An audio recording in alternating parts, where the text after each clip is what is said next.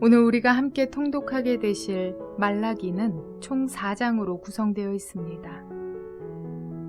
말라기는 종교적, 사회적 타락, 형식적인 예배와 제사장과 백성들의 부패 가운데 제사 규정과 11조 등 율례의 의무를 온전히 이행하고 거룩하고 순전하게 드릴 것에 대해 경고합니다. 성전과 성벽이 재건축된 이후 재건 공동체가 더 이상 우상 숭배는 하지 않습니다. 그런데 안타깝게도 재건 공동체는 시간이 갈수록 하나님과의 관계가 냉소적으로 변해갑니다. 그래서 말라기의 분위기는 쓸쓸합니다. 구약 역사 1500년에 걸친 하나님의 사랑이 이스라엘로부터 거절당했기 때문입니다. 하나님께서는 이스라엘을 1000년을 하루같이 사랑하셨는데 이스라엘 백성들은 하나님을 사랑한 기간보다는 하나님을 등진 기간이 더 많았던 것입니다. 특별히 오늘 함께 통독하게 되실 말라기 1장에서 4장의 내용은 또한 이러합니다. 하나님께서 먼저 말씀하십니다. 내가 너희를 사랑하였노라. 그러나 그들의 대답은 주께서 어떻게 우리를 사랑하셨습니까? 라고 되묻습니다. 구약 전체의 숲에서 볼 때 말라기가 지적하는 이스라엘의 죄악은 그들을 향하여 애정과 눈물을 아끼지 않으셨던 하나님의 사랑을 단호히 거절하는 그들의 오만과 패역함에 있습니다. 하나님께서는 먼저 제사장들의 죄를 지적하십니다. 그들의 정신이 흐려졌고 맡겨진 중보의 역할을 제대로 감당하지 못했으며 백성들을 잘못된 길로 인도했다고 말입니다. 그들은 흠집이 있어 총독에게는 바치지 못할 것을 하나님께 드렸습니다. 이것은 그들이 하나님을 총독보다도 높이지 않았다는 증거입니다. 하나님의 역사를 이루기 위해 세웠던 제사장이 오히려 그 역사를 막는 걸림돌이 되고 있었던 것입니다. 하나님께 드리는 제단에 더러운 떡을 놓고 눈먼 것, 저는 것, 병든 것을 제물로 바치는 등의 기계적인 예배, 우상 숭배, 이방 여인과 결혼하기 위해 젊었을 때 취한 아내를 버리는 백성들의 이혼, 하나님의 것인 11조와 헌물을 도둑질하는 것, 하나님을 경외하지 않고 완악한 말로 대적하는 죄 등 그들의 죄악은 손으로 다 꼽을 수가 없을 정도입니다. 이는 이스라엘 전체에 만연해 있는 죄악된 모습이었습니다. 그럼에도 불구하고 하나님께서는 그들을 사랑하셨건만 그들은 주께서 이렇게 우리를 사랑하셨나이까라고 반문하고 있는 것입니다. 이제 하나님께서는 400여 년의 긴 침묵으로 들어가십니다. 이후 광야에 외치는 자의 소리인 세례 요한이 나타나기 전까지 하나님께서는 오랜 시간 동안 침묵하십니다. 하나님께서 침묵하실 수밖에 없는 것이 이스라엘의 현실이었습니다. 이러한 내용들을 기억하셔서 통독에 도움이 되시기를 바랍니다. 말라기 1장. 다음은 주님께서 말라기를 시켜 이스라엘 백성에게 경고하신 말씀이다. 나는 너희를 사랑한다. 나 주가 말한다. 그러나 너희는 주님께서 우리를 사랑하신다는 증거가 어디에 있습니까? 하고 묻는다. 에서는 야곱의 형이 아니더냐? 나 주가 말한다. 그런데도 내가 야곱은 사랑하고 에서는 미워하였다. 에서가 사는 언덕은 벌거숭이로 만들고 그가 물려받은 땅은 들짐승들에게 넘겨주었다. 에서의 자손인 에돔이 비록 우리가 쓰러졌으나 황폐된 곳을 다시 세우겠다 하고 장담하지만 나 만군의 주가 말한다. 세울 테면 세워보라고 하여라. 내가 기어이 헐어버리겠다. 악한 나라, 주에게 영원히 저주받은 백성이라고 불릴 것이다.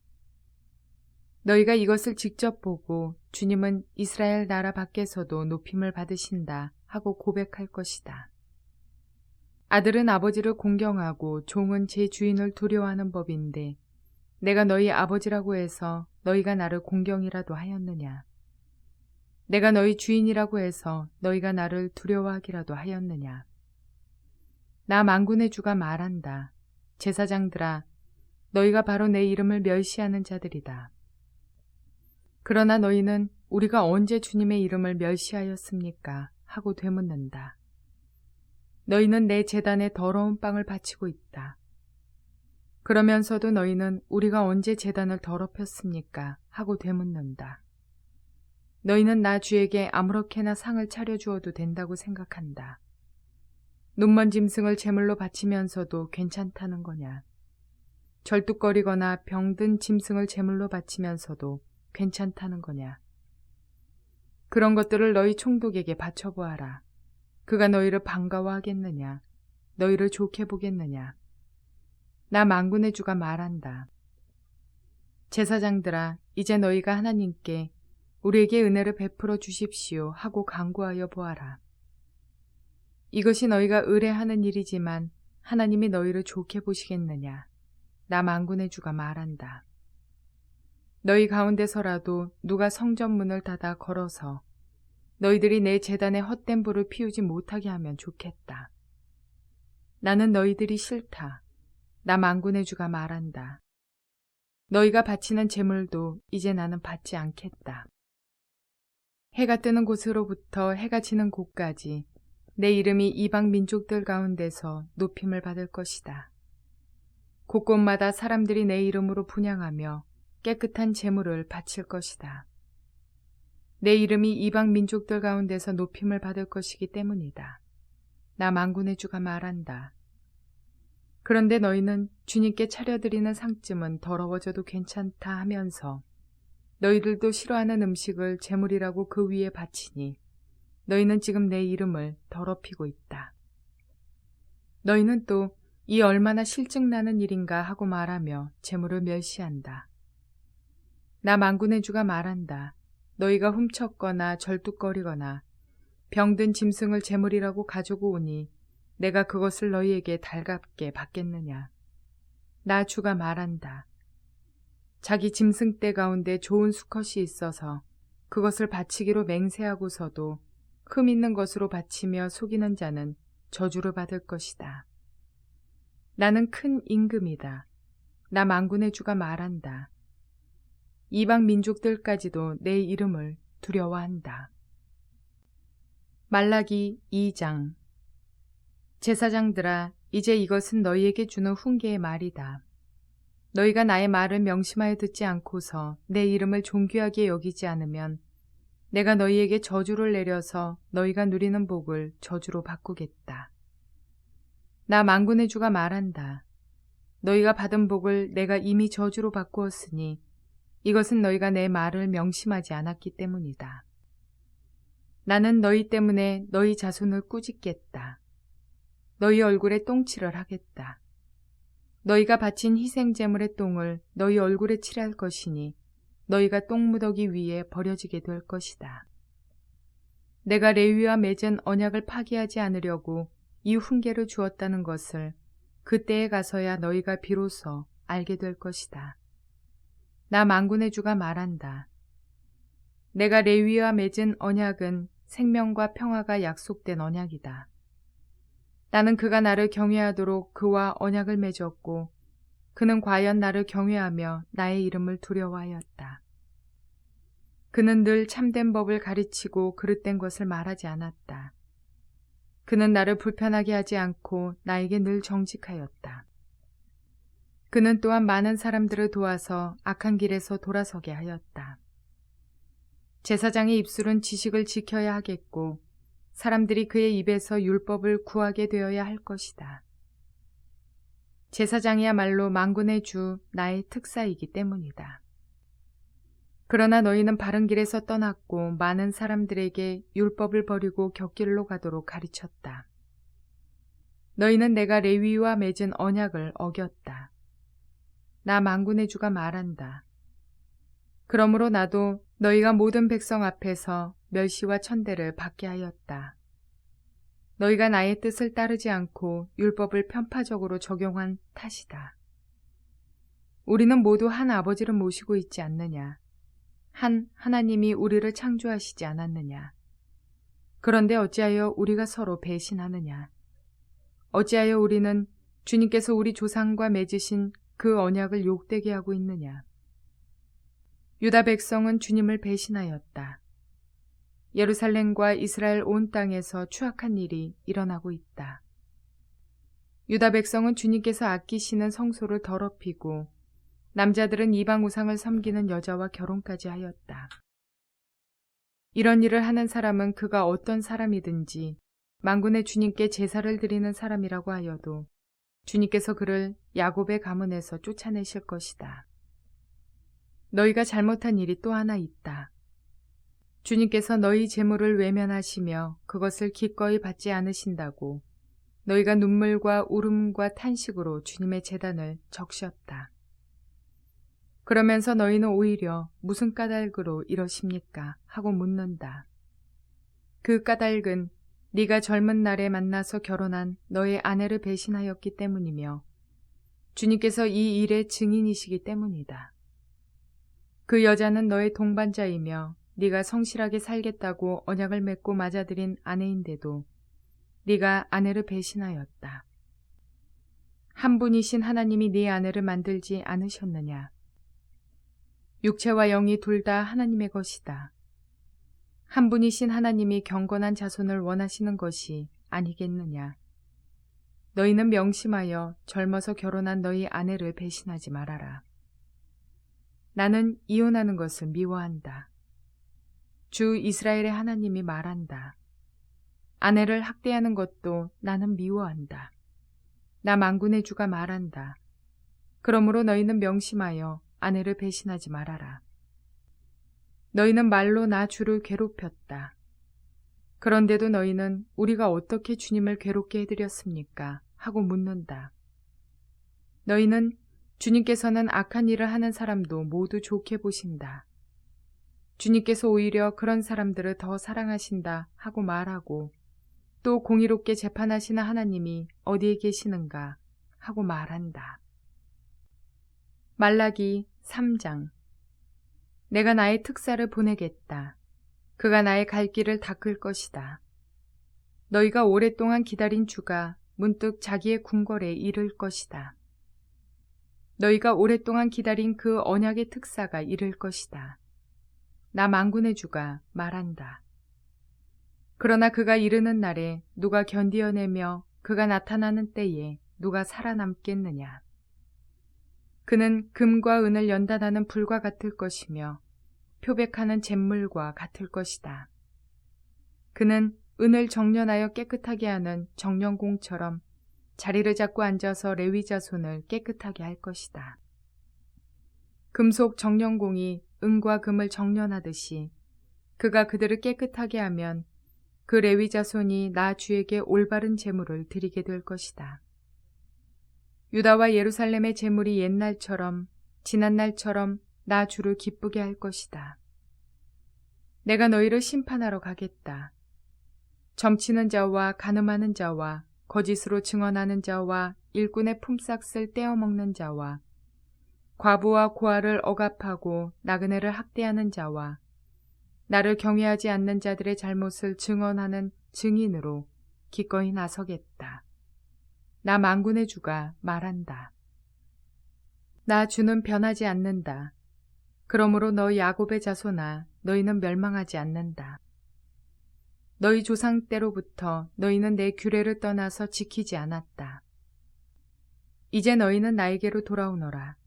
나도 너희에게로 돌아가겠다. 나 만군의 주가 말한다.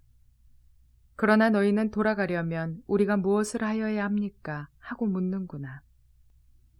사람이 하나님의 것을 훔치면 되겠느냐? 그런데도 너희는 나의 것을 훔치고서도 우리가 주님의 무엇을 훔쳤습니까? 하고 되묻는구나. 11조와 헌물이 바로 그것이 아니냐. 너희 온 백성이 나의 것을 훔치니 너희 모두가 저주를 받는다. 너희는 온전한 11조를 창고에 들여놓아 내 집에 먹을 거리가 넉넉하게 하여라.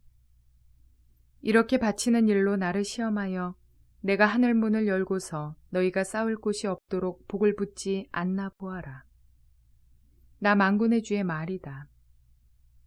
나는 너희 땅의 소산물을 해로운 벌레가 먹어 없애지 못하게 하며 너희 포도밭의 열매가 채 익기 전에 떨어지지 않게 하겠다. 나 만군의 주가 말한다. 너희 땅이 이처럼 비옥하여짐으로 모든 민족이 너희를 복되다고 할 것이다. 나 만군의 주가 말한다. 너희가 불손한 말로 나를 거역하였다. 나 주가 말한다. 우리가 무슨 말을 하였기에 주님을 거역하였다고 하십니까? 하고 너희는 묻는다. 너희가 말하기를 하나님을 섬기는 것은 헛된 일이다. 그의 명령을 지키고 만군의 주 앞에서 그의 명령을 지키며 죄를 뉘우치고 슬퍼하는 것이 무슨 유익이 있단 말인가. 이제 보니 교만한 자가 오히려 복이 있고 악한 일을 하는 자가 번성하며 하나님을 시험하는 자가 재앙을 면한다 하는구나. 그때 주님께서는 주님을 경외한 사람들이 서로 주고받는 말을 똑똑히 들으셨다. 그 가운데서도 주님을 경외하며 주님의 이름을 존중하는 사람들을 당신 앞에 있는 비망록에 기록하셨다.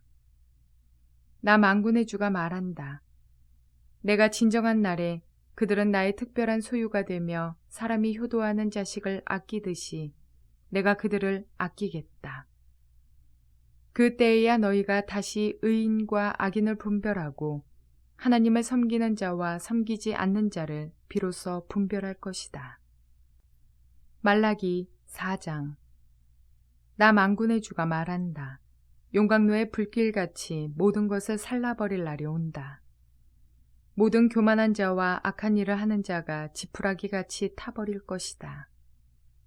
그날이 오면 불이 그들을 살라서 그 뿌리와 가지를 남김없이 태울 것이다.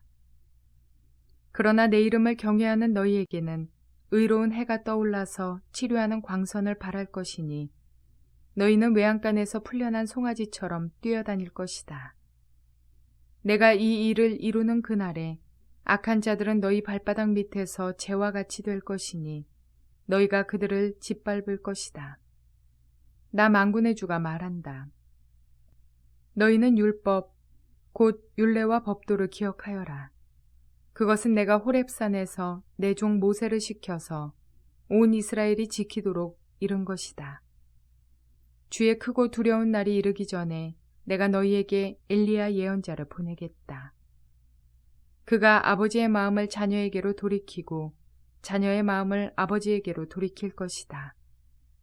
돌이키지 아니하면 내가 가서 이 땅에 저주를 내리겠다.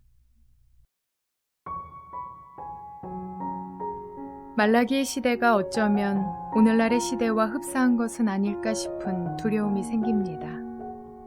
특별하게 주님을 거역하는 시대와 세대는 아니지만 우리 믿음의 사람들의 신앙이 냉소적으로 변해 주님 앞에 굳어진 땅이 되어가는 듯 하기 때문입니다. 수많은 예배의 기회 속에서 기계적이고 형식적인 예배, 외형적 형상의 우상은 아니지만 돈과 권력이라는 우상을 쫓는 모습, 마음에도 없이 드려지는 예물들, 주님의 뜻과는 상관없이 나의 계획과 생각이 중요한 그 고집과 아집, 그리고 주님 말씀에 겸손히 순종하는 것과는 거리가 먼 삶의 모습 등이 당시 이스라엘이 말라기서와 느헤미야서 말미에 묘사된 바와 같이 하나님에 대해 냉랭하고 냉담했던 것과 다를 바 없는 듯합니다. 물론 한켠에서는 여전히 주님의 마음을 가지고 순종의 삶과 동시에 뜨겁게 애통하는 그리스도인들도 있습니다. 저와 여러분이 그런 사람들이기를 원합니다.